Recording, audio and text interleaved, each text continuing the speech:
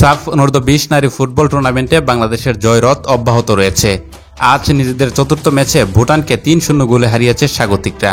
বৈরী আবহাওয়ায় মাঠ অনুপযুক্ত থাকায় নির্ধারিত ভেন্যু বদলে কিংস অ্যারেনার অনুশীলন গ্রাউন্ডে অনুষ্ঠিত হয়েছে আজকের এই ম্যাচ। বাংলাদেশ ম্যাচের প্রথমার্ধে ১-০ গোলে এগিয়ে ছিল। আক্রমণ ও বল পজিশনে বাংলাদেশই এগিয়ে ছিল বেশি। দ্বিতীয়ার্ধে ভুটান সমতায় আনার চেষ্টা করে সর্বান্তক।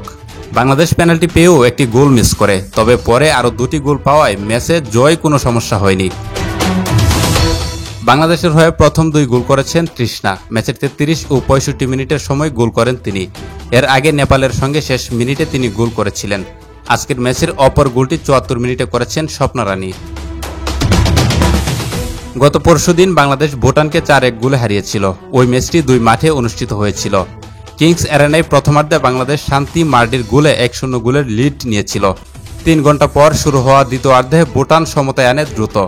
এরপর শান্তি মার্ডি আরও ২ গোল করলে হ্যাট্রিক পূরণ হয় তার। ওই দিন শেষ পর্যন্ত ৪-১ গোলের জয় পায় বাংলাদেশ। আর আজকের চতুর্থ ম্যাচও ভুটানের বিপক্ষে বাংলাদেশ জয় পেয়েছে ৩-০ গোলে। টানা ৪ ম্যাচ জিতে বাংলাদেশ ১২ পয়েন্ট নিয়ে টেবিলের শীর্ষে রয়েছে। সমান ম্যাচে নেপাল ৯ পয়েন্টে দ্বিতীয় স্থানে। পরবর্তী ম্যাচ বাংলাদেশ ও নেপাল উভয় জিতলে এই দুই দলের মধ্যকার ২১ জুলাইয়ের ম্যাচটি পরিণত হবে টুর্নামেন্টের অলিখিত ফাইনালে।